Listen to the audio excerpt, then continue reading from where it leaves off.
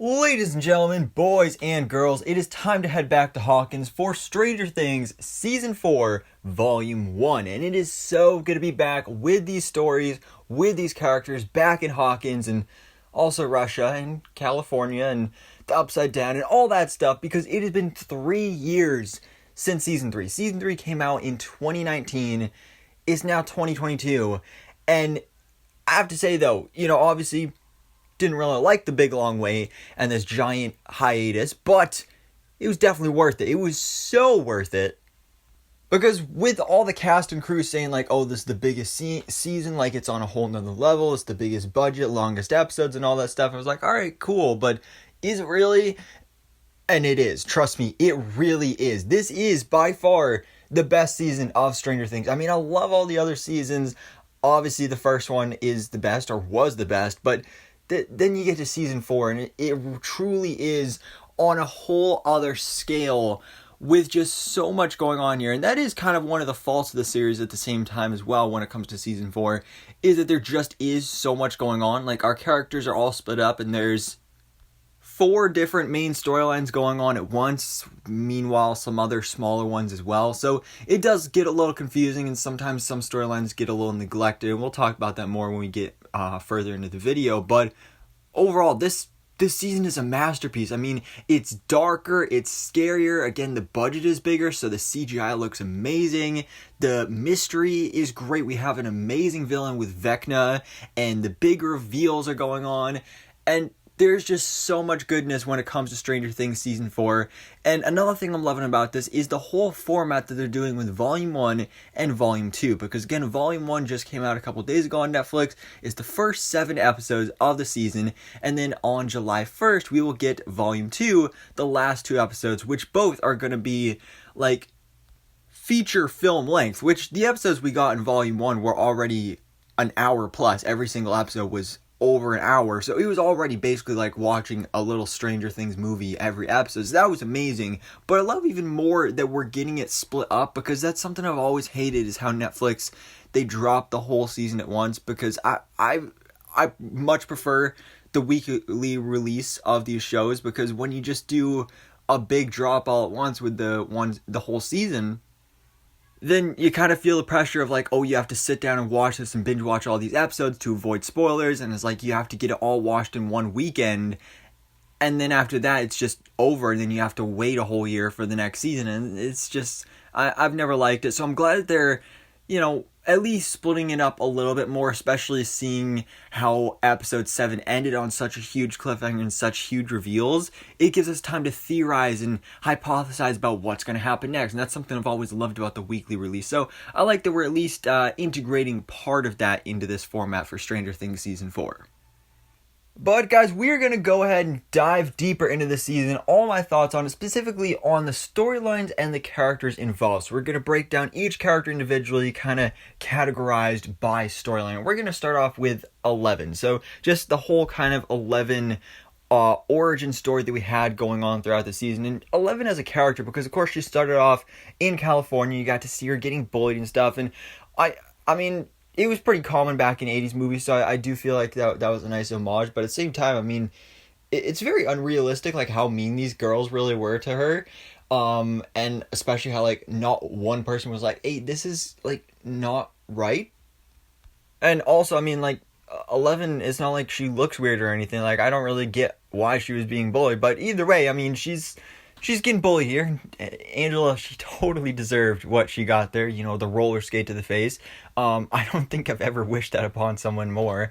Roller skate to the face. But 11, then after that, of course, she gets kind of kidnapped and taken into custody by Dr. Owens and Dr. Brenner, who we get the big reveal that, oh, Dr. Brenner is actually alive. And they never really explain how he survived, but somehow he's alive. And I'm kind of conflicted on his character here, because it's like, is he a good guy or is he not? Because especially like when we're seeing 11 go through kind of this trip down memory lane, kind of her origin story of how she got her powers and, growing up in the Hawkins laboratory, just like, he seems like a really bad guy and like an abusive papa, as they call him. But then present day, he's trying to help her get her powers back, but at the same time, it's all for his personal use, and it's his motives that he's truly trying to follow after. But 11 as a character, and for this whole storyline, I did find it a bit bland at times, but for the most part, especially towards the end, as we got the big reveals with her connection to number 1, and, Vecna and his origins and all that stuff. I thought that was really cool, and I'm going to save that whole character to talk about at the end of the video, just because there's so much there, and, it was the big reveals at the end of episode 7, but I definitely really enjoyed seeing the environment that 11 grew up on, and again, it's kind of like her origin story and seeing where she came from. But now we're going to move on to our California crew, which I'm going to be honest is probably the weakest of all the storylines, because honestly, nothing happens. I mean, it wasn't that bad at first when 11 was there with them, but after that, it was pretty much like they had nothing to do. We have 3 of our original characters, Mike, Will, and Jonathan, but they don't do anything. And what they do with these characters, I just did not like. Literally, if I was doing a ranking of the characters in the season, these 3 would be at the bottom of the list. Because Mike, first of all, obviously he's coming there to see 11, but he's just a terrible boyfriend. He is, when he was doing the letters, from Mike, why would you not do love Mike? It's such a simple thing, but he didn't do it. He's a really terrible boyfriend. And again, he does nothing here. Then we have Will, who is very clearly crushing on Mike, and we see that he has that painting. We don't actually get to see what that painting is, but we assume it has something to do with his crush, and I'll be interested to see how that gets revealed and what happens with that, and hopefully he'll be able to find an actual love and not somebody who's already in a relationship with one of his other friends. And then Jonathan, what did they do to Jonathan here? It's he's just given up on life. He's just smoking. He's just going to community college now. He's just basically given up on Nancy, and I don't know. There's nothing good with this character in this season. But then you have Argyle, who, I mean, to be fair, Argyle steals the show, and he if he wasn't there, then I'd probably like these other characters a little bit more. But he steals the show. He completely steals the spotlight, and that's great, because if he wasn't there, I wouldn't like this storyline at all. He's the saving grace of this California storyline, because Argyle, he's great. He's hilarious. He serves as a great addition to the series. But then, of course, we also have our Hopper storyline going down in Russia, where Hopper is trapped in a Russian prison, and he is trying to just survive these conditions, this torture, fighting a Demogorgon, and of course also getting the help from Enzo, aka I believe his actual name was Dimitri or something like that, but I'm just going to call him Enzo, who again was another great character. All the new characters of this season was really, really great, and Enzo was nice seeing that he was a guard, but he was helping out Hopper, trying to find a way out, and of course the betrayal with Yuri, that was a big twist I didn't see coming, because we also have Joyce and Murray, who are coming to try and save the day, and you had that whole mystery with them trying to decode the package and make their way over to Alaska, meet up with Yuri. Murray's just hilarious. I love Murray. I love that he was not only had a black belt but could actually prove it, because they do that all the time in shows where it's oh yeah, I have a black belt, but then they actually don't. But dang, he got some moves, and he was taking out the guards and everything, so that was great. I loved his Russian accent, his impersonation of Yuri.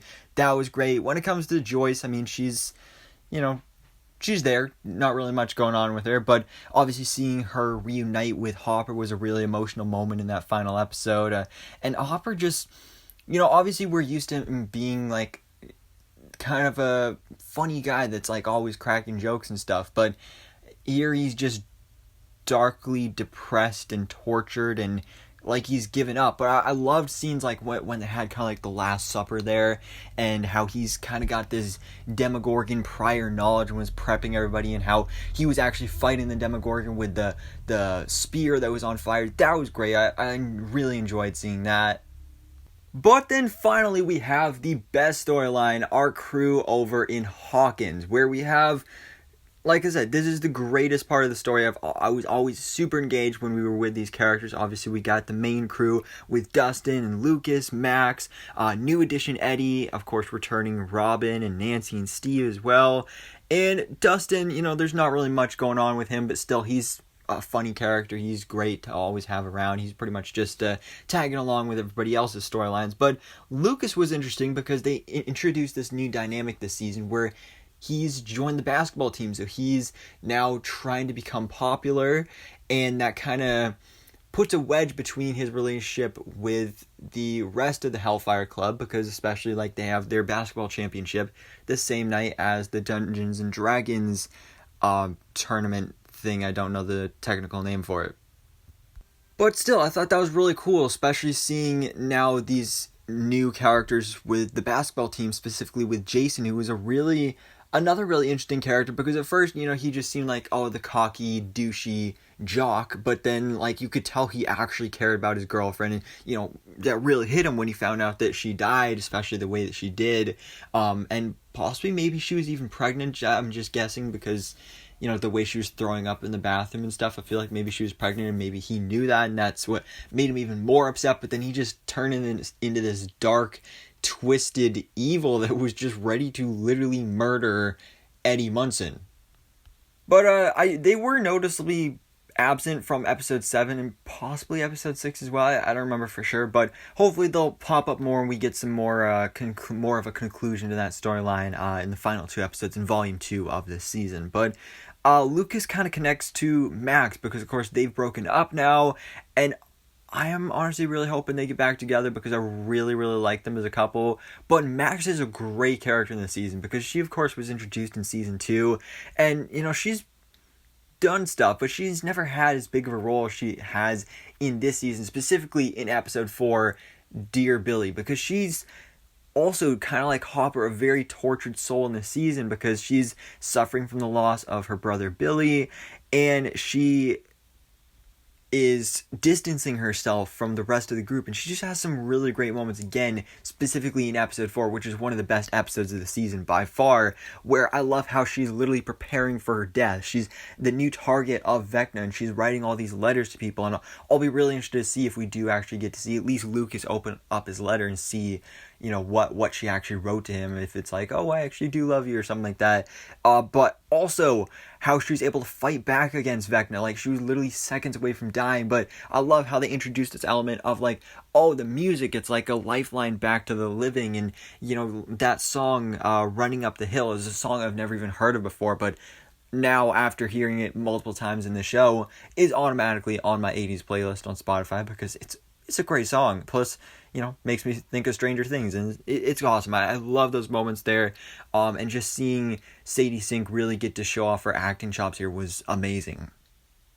But then we have Eddie Munson, a new addition to this season as well, and he's a great addition. When he was first introduced, I was like, this can be a weird character, like, he's the leader of the Hellfire Club, he seems pretty cocky and douchey, probably should have graduated a couple years ago, but he ends up being another one of my favorites from the season as well, especially after that first episode, getting that connection with Carrie and actually genuinely wanting to help her, and then of course kind of being framed for her murder and just having to go off on the run, and of course join our group of friends here for Stranger Things, and that was great. He made a great addition here, and we did see that shot in the trailer where he's playing guitar in the Upside Down, so I'm really excited to see how that comes up in volume 2. But again, great addition to the season. We also have Robin making a return here, who, she's cool. She's got a cool band crush and everything. She's just a great friend to Steve. Other than that, there's not much going on with her for me to comment on. But then we get to Nancy and Steve. So Nancy, first of all, I love how she is just like a full-on Lois Lane here. Like, she's like full reporter. I'm kind of surprised that she's still in high school because, last season it was during the summer. So when she and Jonathan had jobs, I thought they had graduated high school and now they have jobs. But no, those were just summer jobs. They're still in high school. So I kind of forgot about that. But yeah, she's working for this school newspaper. That's great. I love that for her character. I loved also in episode 7 how she had that scene where when she was first taken by Vecna, that she got to see the dead body of Barb. That was great. I mean, justice for Barb. We've been begging for it for seasons, just acknowledge Barb, bring her back or something. And we got to see Barb. I mean, it was her dead, lifeless body, but still, I loved that they brought it all back to Barb and like, oh, it's all your fault, Nancy, and all that stuff. And also the possible rekindling of her relationship with Steve. Because, Steve, he's known for being a ladies' man, but throughout this whole season, he's just trying to get a girlfriend, and it's not working out at all for him. But you can see that he still has feelings for Nancy, and Nancy still has feelings for him. But obviously, she's dating Jonathan, but things aren't going great there at the moment either. So, I mean, at first, I was super against the idea. But that's just looking back to what their relationship was like back in season 1, where it was like really not great. And, Jonathan was a great guy. But seeing where Jonathan's at right now and how great of a guy Steve has become over the past couple seasons, I really do hope they get back together. I think they'd be great together. I mean, you saw the way she was looking at him when he was shirtless. You could tell she was into that. So I do hope they get back together. But that is, if they survive. So we'll see how that goes. I'll talk about that more when I get to my predictions. But finally, we need to talk about Vecna. Vecna, the main villain of this season, aka one, aka Henry, aka Peter. That was just insane. Because Vecna was already a great villain of the season, using like the fact that he's like, a dark wizard and casting these spells and like kind of murdering people within their dreams and haunting them in their nightmares and stuff. Like, he was great. I love the design for the character and everything.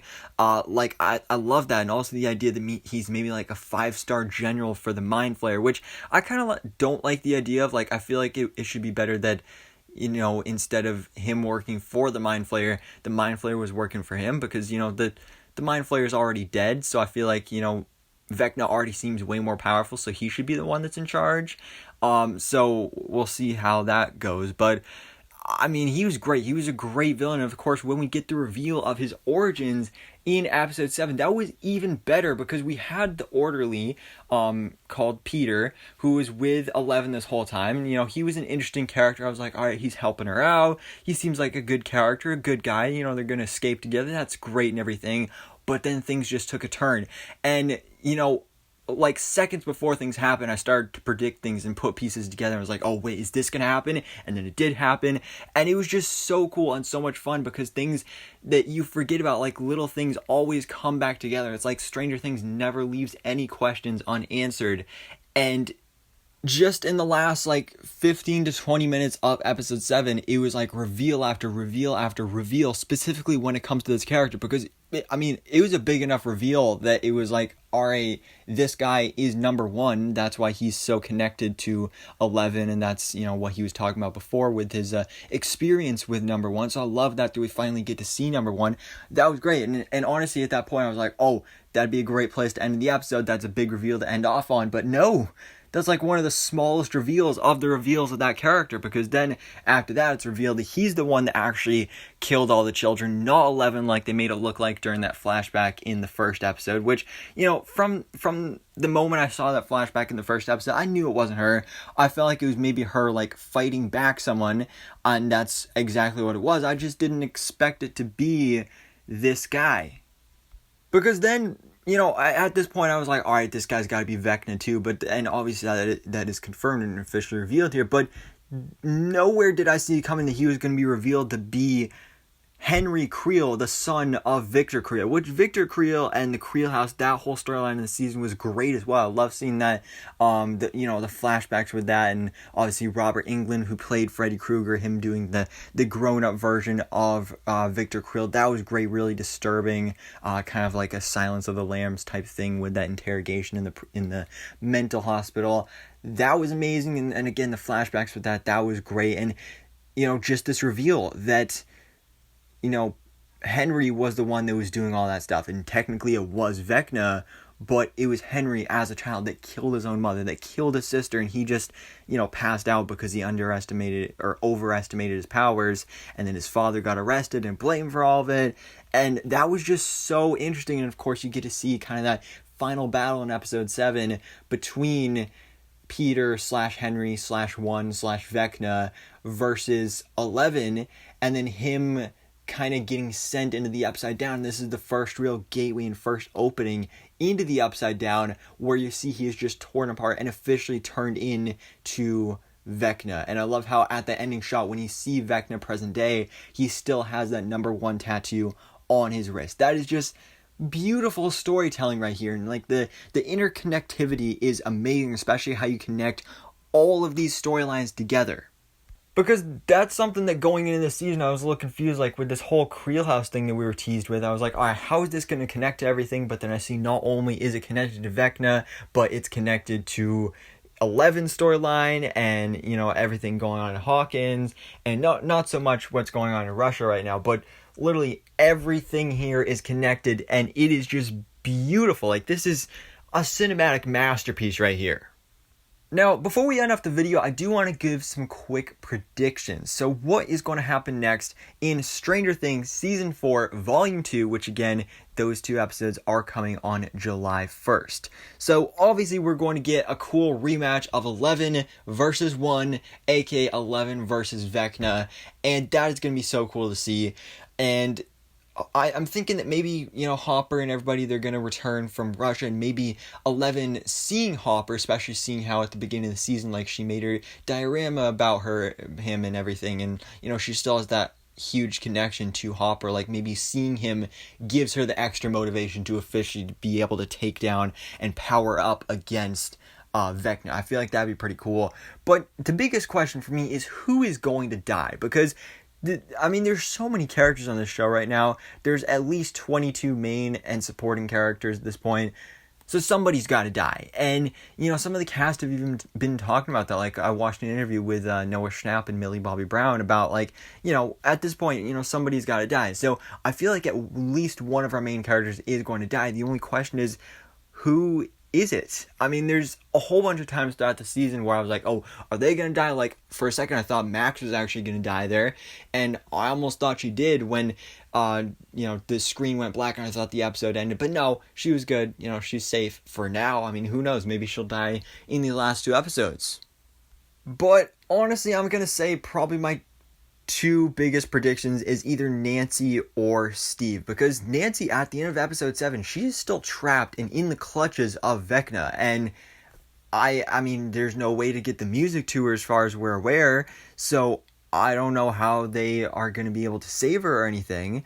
So who knows what's going to happen there. She might meet her demise, and, you know, that'd be really interesting seeing how that's left off, with then neither Steve or Jonathan get to be with Nancy. But then there's also Steve as well, who, you know, after, you know, possibly having this reunion, getting back together, this rekindling with Nancy, to die, and that'd just be a really tragic way to go, especially seeing, I mean, it makes sense. I mean, he was just bitten by all those demo bats, and he's probably infected or something. I mean, Robin, they really put the emphasis with Robin saying, like, oh, maybe he has rabies, and, like, you know, let me know if you're hallucinating or anything, and maybe he does end up dying. Maybe he is some sort of infected. So I'll be really interested to see how that plays out. But guys, that is Stranger Things Season 4 Volume 1.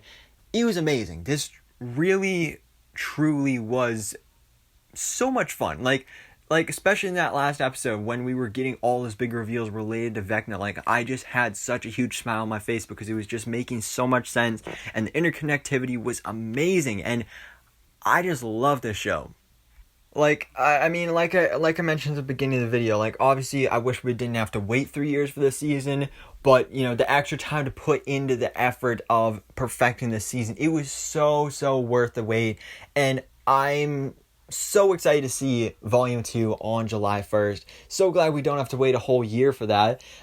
It's just about a month, so that's great. And of course, I'll be covering that as well. If you want to see any other videos on Stranger Things Season 4 Volume 1, if you want to see a separate full-on prediction video where I can come up with some other ones as well, then you can let me know in the comments below, and you can let me know your own theories in the comments below and your overall thoughts on Stranger Things Season 4 Volume 1. So guys, thanks so much for watching. Please drop a like if you enjoyed this video, and hit the subscribe button so I can keep it up to date on everything that goes on in the movie life.